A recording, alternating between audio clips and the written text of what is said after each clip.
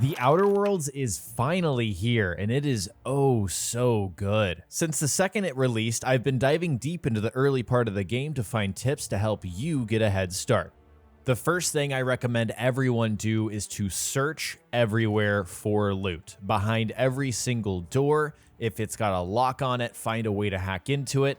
Behind every single building, there are dead bodies and notes and special caches with really good gear. Even in every single bathroom, it feels like the developers took so much time placing items and rewarding those people that take their time and really look. There are so many items, so many hidden objects just out of sight.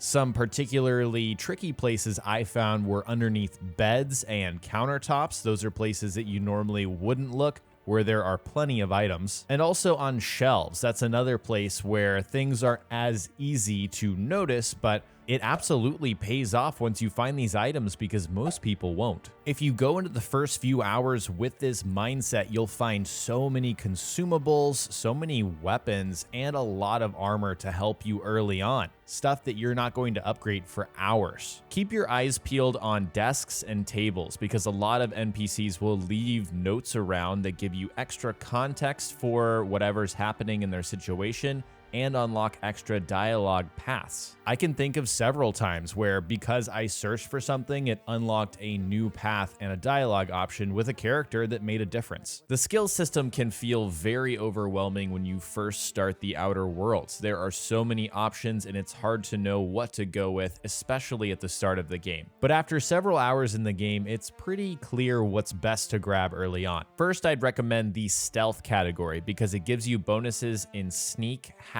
and lockpick skills. And these three are essential for stuff you're going to be doing now and far later into the game, pretty much throughout your entire experience, because you'll be using sneak constantly, whether you're in combat and trying to get a critical hit or you're trying to steal something. Sneak is very valuable. Hack gives you the ability to get into computers to get information that you wouldn't be able to use otherwise. That is so important for quest progress and also the ability to sell to vending machines. Once you get your hack level to 20, that is a very useful thing to have in the early game. And lockpick, that one's fairly self-explanatory, but like we said before, you want to search everywhere and get behind every single door. You'll find great items and resources, but also extra information for your quests and unlock more paths to complete what you need to do. The other skill category is dialogue, which dictates the lie, persuade, and intimidate skills, and all three of these are so useful for dialogue. Just like in Fallout, there are dialogue skill checks, so if an NPC can be lied to and you have the required amount of lie skill, you'll be able to do that successfully, and that also gives you an XP bonus. I don't know about you guys, but in any case, I love multiple ways to tackle any situation, and the Outer Worlds is fantastic for that. You can complete any quest or any objective in multiple ways. Having great dialogue skills and then being able to sneak, hack, and lockpick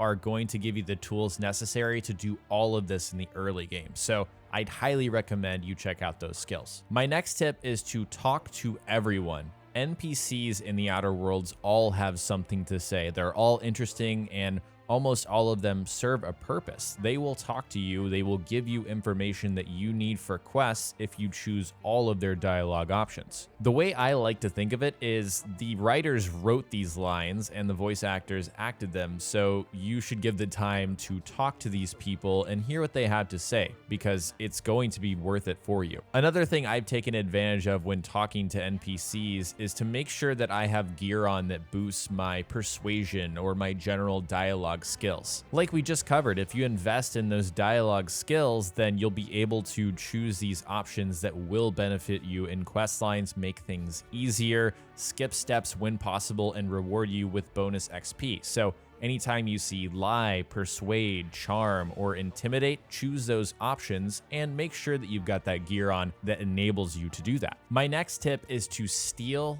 everything. Anything that is not bolted down to the floor, to the wall, to anything, take it, because there is no penalty for selling stolen items in this game. There's no karma system to worry about either. We do have a reputation meter, and if you do get caught stealing, that's an issue. You will lose some reputation. But the thing is, it's so easy to steal that you should be trying it whenever possible. I steal absolutely everything that I possibly can because it's really easy. Things to keep in mind: crouch when you're stealing to avoid being spotted. That reduces your chances because obviously you're a smaller frame. But if you can't reach something on a shelf, don't worry about it. You can still stand up and steal, no problem. If you're in a wide open area and you can't tell whether an NPC has a line of sight on you, then quick save right before you do it, just in case. That'll save you a lot of time in case you didn't want to get that reputation loss from being caught. If you're inside a building and you just picked a lock or something like that,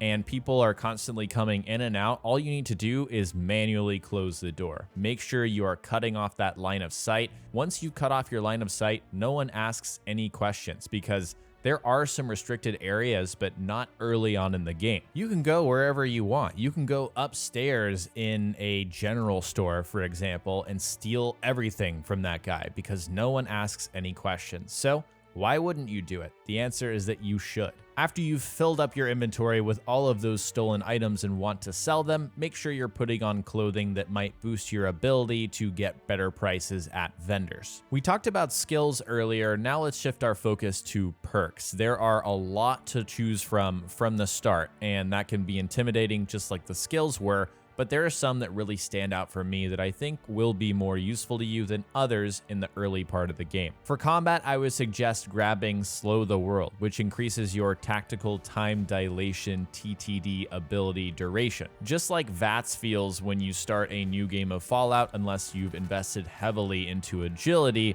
it just goes too quickly. It doesn't give you enough time to really aim, set up your shots, and get what you want out of combat. I like this more than the Quick and the Dead, that's the other TTD ability, because again, the time is so short. It's nice that Quick and the Dead gives you quicker recharge, but I think you get more value from Slow the World. But if combat is your main focus, then you might as well take both of these because in tandem, they're both great. For looting and just general quality of life, I would suggest grabbing Pack Mule. It gives you 50 extra kilograms of carry space. This is so nice. I can't tell you guys. In any game where you're doing a lot of looting, which the Outer Worlds absolutely is one of those, you want more carry weight. It's just nice, especially if you're going to be stealing as much as I've suggested and searching everywhere and taking every single item possible. You want this. You just want to make sure that you're not having to run back and forth to sell things. I'd recommend taking Deadly Demonstrations for a little XP boost when your companions get kills. Now you may be wondering, this seems very situational. It's only when my companion gets the kill. But companions are fairly competent in the Outer Worlds if you're bringing one along, and unless you're going for a specific lone wolf type of playthrough, I don't know why you wouldn't, then you will benefit from this because they hold their own. They will get kills, and it's nice to get that little XP boost, especially early on. Some closing thoughts. The first few hours of this game to me have been really special because I've taken my time, and I think my experience has been better because of that. Every mission has additional context because I found that note that gave me a new angle, a new perspective. Every location is memorable because I took the time to look in a place that most people wouldn't, and I found an awesome weapon that I'm going to be using for 10 hours. I'm seriously blown away by the attention to detail and the amount of effort that Obsidian put into building this world and making sure players feel fully immersed. And that's what this game has done to me. I feel like I'm a part of the Outer Worlds, and I'm just really loving it. Before we close out the video and I rush back to play more of the Outer Worlds, I want to let you guys know that I have a lot of content planned for this game in the coming weeks. I'm especially interested in the decision making and the choices you can choose in this game. So I'm going to be doing a lot of save scumming and picking the most evil option just to see what happens and then sharing that with you guys. And also comparing this game to Fallout, because as we know, it's very heavily inspired by Fallout New Vegas, developed by the same people at Obsidian. There are some who are still on the fence because they don't know if the Outer Worlds is that Fallout-like single-player, choice-driven narrative RPG that they're looking for. And in my opinion, it absolutely is, but I'd love to share those thoughts with you guys too. In the comment section below, let me know what kind of content you want me to make for the Outer Worlds. What kind of videos would you watch on my channel? Please let me know. If you enjoyed the video, don't forget to hit that like button, and remember to subscribe and turn on notifications by hitting the bell so you don't miss any of my content. Check the links in the description, stay up to date with me on social media, and also join our partner Discord server. Thanks so much for watching, and I'll talk to you next time.